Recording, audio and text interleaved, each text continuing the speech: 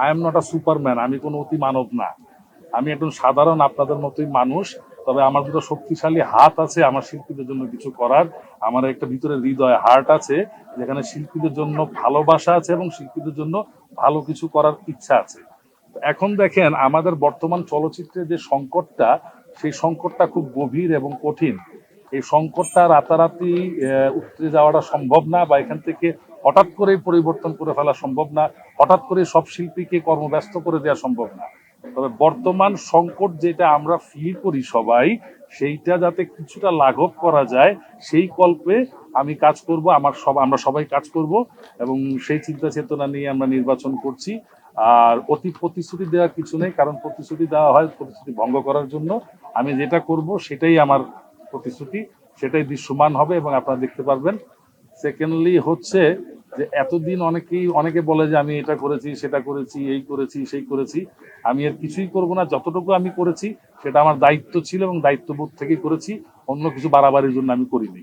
Thank you, সবাই দোয়া করবেন যাতে নির্বাচনটা সুন্দরভাবে বন্ধুত্বপূর্ণ পরিবেশে, সৌহার্দ্যপূর্ণ পরিবেশে, উৎসবমুখর পরিবেশে আমরা সম্পন্ন করতে পারি আপনাদের সবার সহযোগিতায়।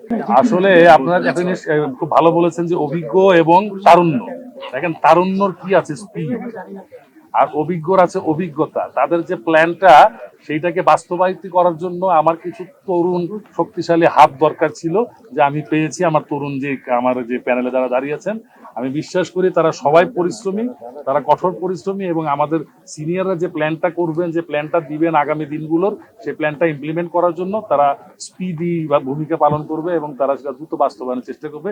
তাই আমরা অভিজ্ঞ এবং নবীনদের মিলনে একটা প্ল্যান করেছি।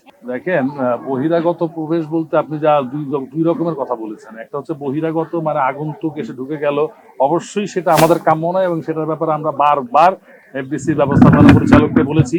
আমি গত রাতেও তাকে বলেছি।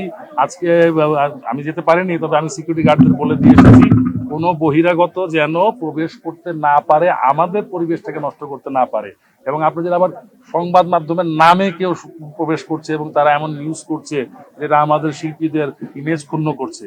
আমি এই ব্যাপারে আপনাদের সহযোগিতা চাই। সবচেয়ে বেশি সহযোগিতা আপনারা করতে পারবেন। আপনারা পয়েন্ট আউট করে দিন যে এরা এরা এরা এরা এই কাজ করে, এবং আমি বলছি সেরকম যদি কেউ থাকে, এফডিসিতে এন্ট্রান্স অবশ্যই অবশ্যই নিষিদ্ধ হবে।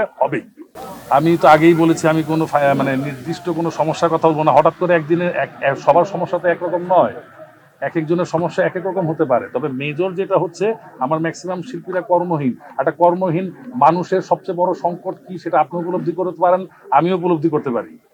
সেই সংকটটাতে যাতে লাঘব কিছুটা সাপোর্ট দেওয়া যায়, সেই সংকটটাতে কিছুটা লাঘব করা যায়, সেই লক্ষ্যে কাজ করতে